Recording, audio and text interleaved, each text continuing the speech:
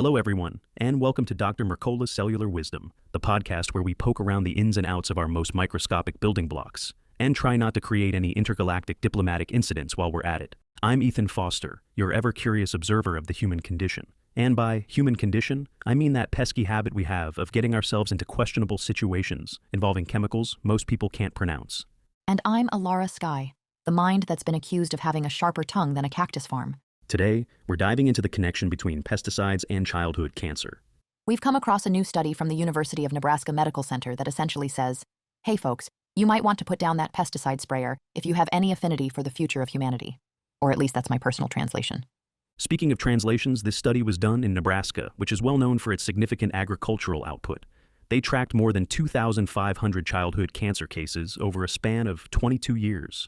And if there's one thing we can glean from it, it's that we have more data on how not to raise your kids than your average parenting manual. Exactly. And get this, a 10% increase in what they call pesticide mixtures was associated with a 36% rise in childhood brain cancer, 23% increase in leukemia, and a mind-boggling 30% increase in overall pediatric cancer rates. That's a serious upsurge. Makes me question my childhood memories of playing outside in areas that might have been chemically treated. I thought the biggest threat was stepping on a bee, but apparently the real hazard might have been invisible. Good thing I developed my sense of observational humor instead of, extra limbs. True, and let's be clear, we're not talking about the occasional dusting of a yard. This is a scenario where entire fields are sprayed with chemicals that drift through the air, seep into water, and probably hang out in the soil waiting to get picked up by the next big gust of wind or excited toddler making mud pies. Which begs the question, mud pies, fresh from the earth or fresh from a chemical cocktail? Now, I imagine Dr. Mercola would say that's a rhetorical question, because we already suspect what's lurking in that soil. Precisely. The study highlights that children are especially vulnerable. Not only are their organs still developing, but they're known for that adorable habit of shoving everything into their mouths, including hands, toys, and whatever else is lying around within a 2-foot radius. It's basically an open invitation to pesticides.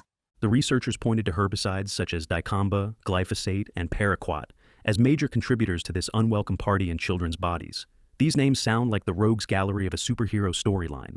Dicamba is the cunning saboteur, glyphosate the heavy hitter, and paraquat the shadowy sidekick. And the result is something the Avengers would have a tough time battling.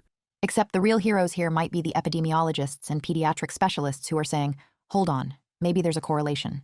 The old approach was to look at individual chemicals, but this study says, nope, we want the entire toxic jambalaya. Because that's how families who live near these fields experience it. Now, it's interesting they mention that previous studies focused on single chemicals, like atrazine or nitrates, looking at a limited number of cancers. This new study says, let's look at everything. All 11 types of pediatric cancers over 22 years, and a big region that's basically Farmland Central. And from what they found, the numbers are not exactly comforting if you have kids. That's an understatement. Childhood brain cancer up 36% with just a 10% increase in pesticide exposure. I'd call that a holy smokes statistic. And as you mentioned, the leap in overall pediatric cancers is around 30%. The big question is, why are we only hearing about this now? Possibly because it's easier to blame a single chemical. It's simpler to say, this one is the bad guy. But in reality, we're dealing with a team of chemicals. Part of the conversation focuses on next steps. The researchers are calling for more robust studies, especially biomonitoring in children, measuring levels of these pesticides in blood, plasma, and urine, which, if you think about it, is what you do when you're not content with guesswork. You actually dig in and find out what's circulating in those tiny bodies. The county-level data had some limitations, like potential exposure misclassification. They couldn't track each individual child and say, you definitely inhaled X amount of paraquat, but they could see that, regionally, if pesticide use is up, so is childhood cancer. That correlation suggests a serious problem. And let's not forget, kids aren't the only ones exposed. If these chemicals float around communities, it's basically the entire population that's in the line of fire.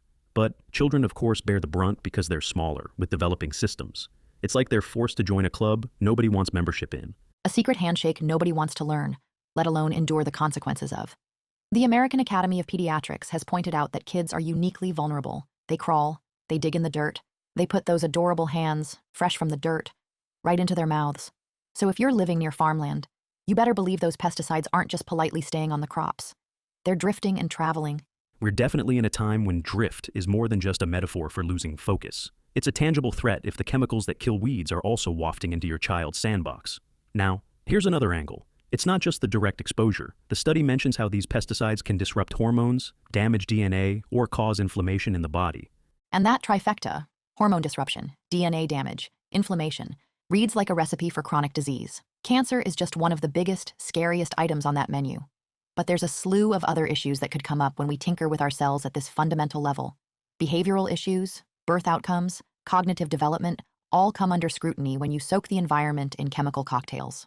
There's also a mention that some pesticides have been associated with higher rates of lymphoma, bone cancer, and other rarer cancers, though the data is less robust. The researchers suggest they need more resources to explore that further, but the pattern is alarming enough to raise eyebrows. Definitely. Even a whisper of a correlation between pesticide-laden air and childhood cancer is enough to prompt a pretty big conversation. Yet here we are, still trying to get the message out that these substances might not be the best welcome present for a new generation of humans. It's a wonder to me that these chemicals are so widespread, given the mounting evidence. I guess you could argue that many folks believe pesticides are necessary to feed the world. But at what cost? That's the existential question this study highlights. If the solution to one problem creates an even bigger problem, maybe it's time to revisit the approach. I can't help thinking that if we rely on these chemicals so heavily, we should at least invest in protecting the communities around them. More thorough data, more transparent labeling, maybe even safer alternatives. But the notion of safer pesticide sometimes feels like a contradiction. It's like trying to find a gentle chainsaw. And here enters Dr. Mercola's broader perspective on the environment and human health. He often talks about how the things we do to the planet eventually circle back to us. At that tiny cellular level, we like to call the foundation of life. And it's a foundation you don't want riddled with cracks, especially if those cracks are shaped like the molecules of dicamba or paraquat. Indeed. We can't forget that children's bodies are in constant growth mode. Every day, new cells are forming, tissues are developing. If certain chemicals disrupt that process, the consequences can be significant. And this study suggests we've been underestimating the effects by focusing only on single pesticides. That's like ignoring the entire choir and listening to just one off-key singer. Sure, that single voice might be irritating, but if the whole choir is off-pitch, you have a downright cacophony. Here, it's not a question of whether one pesticide is singing out of tune. It's the synergy of them all. And synergy can be a beautiful thing when we're talking about, say, chocolate and peanut butter. But synergy is downright horrifying when you're referencing potential carcinogens. Let's hope this new research spurs some real action, not just a politely worded press release. The study authors encourage public health departments, government agencies, and pediatric cancer stakeholders to take note. Ideally, they'd help design interventions in agricultural states like Nebraska, because if you can reduce exposure, you can reduce risk, and that might be the simplest point of all. Think of it this way. If you keep letting your kids play with a loaded paintball gun, eventually something's going to get splattered. It's just common sense. Same principle with pesticides. If we keep saturating farmland without considering the ramifications, eventually we're going to see these alarming health impacts. It's also worth noting that the demographic in Nebraska is mostly white, over 90% in this study. So it doesn't even capture the experiences of more diverse populations in other agricultural regions. If anything, that suggests we might only be seeing the tip of the iceberg. Which is pretty chilling if you think about it. There's an image that'll keep you up at night. This is why the researchers want new studies to track pesticide levels in children's blood, plasma, and urine. Because up until now, we've been making educated guesses. The moment you can pinpoint those chemicals in a child's system, you can say definitively, yes, these pesticides are more than just a field phenomenon. Hard numbers in actual children's bodies will be tough to argue with, though I suspect some folks in the industry might still try. Oh, that's just a little glyphosate in Junior's bloodstream, it's a trace amount. But if that trace is part of a bigger mixture, the cumulative effect could be huge. And we have enough evidence to suggest it's not negligible. Even a small risk multiplied across thousands or millions of children is a big deal. We might finally push for policy changes, or at least spark a conversation about integrated pest management, organic practices, or a reevaluation of what chemicals are truly necessary. Let's face it, parents have a universal desire to protect their kids from harm. You might not be able to control everything, but if you're living in an agricultural region, you'd probably want to know if your kids are at risk for something as serious as cancer, especially if there's a way to minimize exposure. Precisely. And that's the direction Dr. Mercola's always championed: informed awareness, combined with an emphasis on natural solutions and safer alternatives. Because once you realize something's damaging at the cellular level, it's time to put it under a microscope and ask if you really need it in your life. No sense drenching your food supply in something that might sabotage the next generation. It's like setting booby traps in your own backyard. But some of these practices became standard decades ago, and old habits die hard. It takes new data, like this study, to challenge the status quo. Indeed. And I think that's the underlying theme. We're dealing with an entrenched system that sees pesticides as indispensable. But if the price tag is children's health, maybe they're not so indispensable after all. Exactly. Maybe the short-term gains of higher yields don't outweigh the long-term consequences. If we risk losing our best resource, our children, to diseases that could be preventable, then the math isn't adding up. Math is definitely not in favor of more pediatric cancers. And if a 10% increase in pesticide mixtures can trigger that large of a bump in cancer rates, the path forward is pretty obvious. Either we change course or we watch these statistics climb higher over time. Changing course might mean more organic farming, more crop rotation, more education about safe practices. There's a wealth of possibilities that don't involve saturating the land with chemical compounds. It's not an overnight fix, but the first step is recognizing the danger. And that's the crux of it, recognition.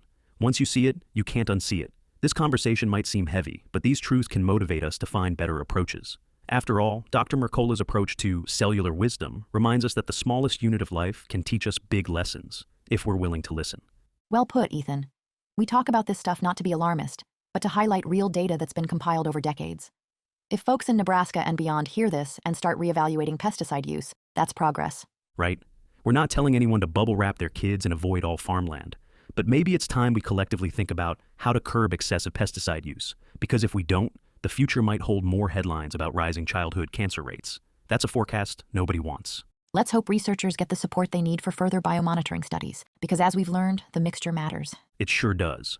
All right, folks, that's our deep dive into the world of pesticide exposure and its links to childhood cancers. Not the cheeriest of topics, but an important one. And sometimes, those are exactly the conversations we need. Thanks for joining us on Dr. Mercola's Cellular Wisdom. We're Alara Skye and Ethan Foster, signing off. Stay informed, stay healthy, and tune in next time for more insights. Or at least more of my sarcasm. Until then, take care of yourselves, everyone. They're the only ones you've got. And if that's not reason enough, think of all the comedic material you'd miss out on if those cells weren't functioning at their best. Absolutely. Thanks for listening. Thanks for watching. Subscribe now and click the notification bell so you never miss an update. See you in the next video.